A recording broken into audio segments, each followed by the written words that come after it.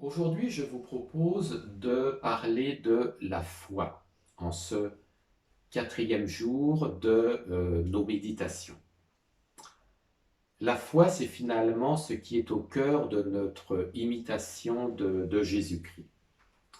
Croire, c'est en fait s'attacher à Jésus afin de faire ses œuvres. Et pour bien faire ses œuvres, eh bien, je vous propose l'itinéraire que recommandait saint Louis-Marie Grignon de Montfort, c'est-à-dire d'imiter Marie afin d'imiter Jésus. La foi, au sens marial, tel que saint Louis-Marie le définit, c'est grandir dans la transparence de Dieu au cœur de notre vie. Et la foi suppose toujours qu'il y ait une montée vers Dieu. La foi, c'est bien entendu une grâce que nous avons, mais la foi, elle doit se cultiver jour après jour. J'aime à dire que la foi doit être vécue comme un pèlerinage. Et si dans la communion Marie Porte du Ciel, nous aimons beaucoup les pèlerinages, eh bien, en relisant un peu tout ce que nous avons accompli au sens de la communion, je pense qu'on peut dire, en cultivant aussi la vertu d'humilité dont je vous parlais d'hier, que nous avons grandi dans la foi, de pèlerinage en pèlerinage. En fait, notre vie doit être vécue véritablement comme un pèlerinage de vie, et chacun des moments forts que nous vivons dans nos journées, mais aussi d'une manière extraordinaire par les pèlerinages, les retraites, eh bien, peut être vécu comme une montée vers la sainteté de Dieu. Alors, comment est-ce que nous pouvons vraiment grandir dans la foi? Eh bien, comme sans doute l'a fait aussi la Vierge Marie, c'est-à-dire en demandant une grâce pour vivre notre foi d'une manière toujours plus intense, dans une double dimension, une dimension individuelle et une dimension communautaire. Si vous relisez les évangiles qui parlent de la Vierge Marie, vous pouvez remarquer deux événements importants de la vie de Marie. Le premier, lorsque saint Luc nous dit que Marie méditait toutes ces choses dans son cœur. Eh bien, cette méditation, elle était une méditation individuelle. Et sans doute que c'est par la grâce de cette méditation individuelle que le oui de la Vierge Marie au jour de l'Annonciation a grandi tout au long de son itinéraire avec son Fils pour être sans doute un oui complètement différent, mais un oui parfaitement accompli qu'elle a prononcé à la croix lorsque Jésus lui a dit « Femme, voici ton fils, fils, voici ta mère ». Ce oui de Marie qui a grandi, cette foi de la Vierge Marie qui a sans doute grandi, eh bien, il a pu se faire parce que Marie a médité dans son cœur. Donc il y a cette dimension de relation à Dieu d'une manière individuelle, cachée. C'est le secret du cœur à cœur, c'est le secret de l'oraison, c'est le secret de la rencontre personnelle que nous pouvons avoir avec Dieu. Donc pour grandir dans la foi, il est nécessaire d'avoir ces temps d'intériorité.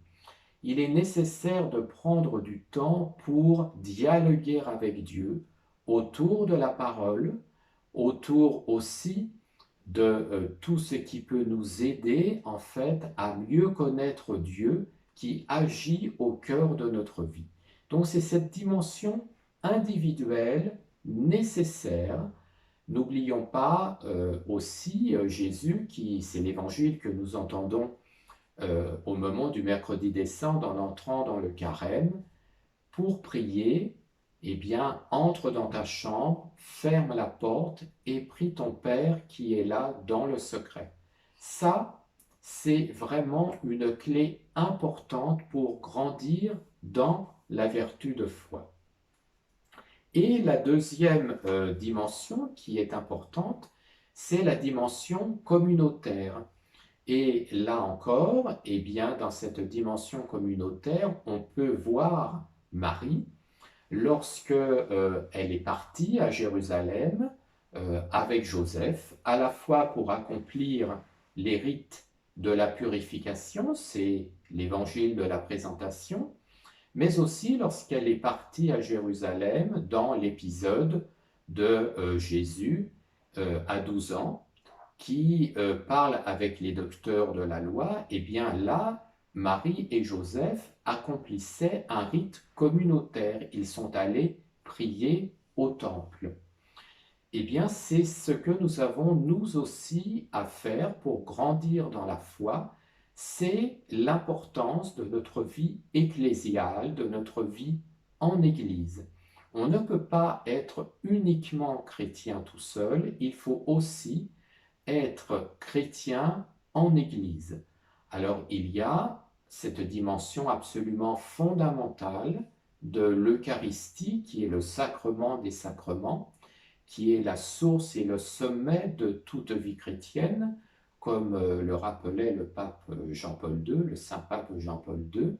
La messe doit être vraiment au centre de notre vie parce que c'est là, en fait, où cette dimension communautaire est la plus importante et la plus fondamentale.